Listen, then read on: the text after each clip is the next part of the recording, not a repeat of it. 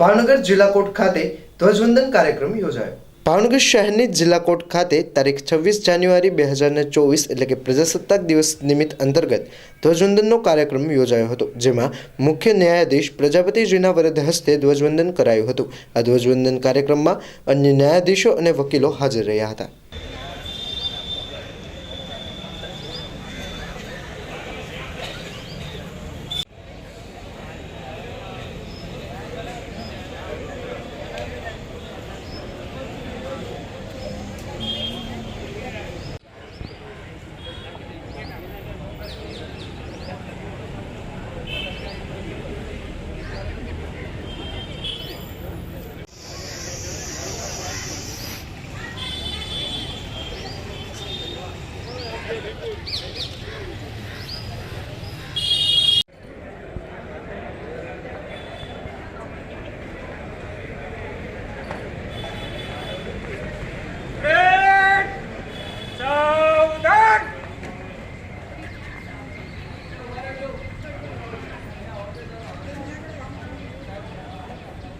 કાંઈ વાંધો નહીં, બરોબર છે।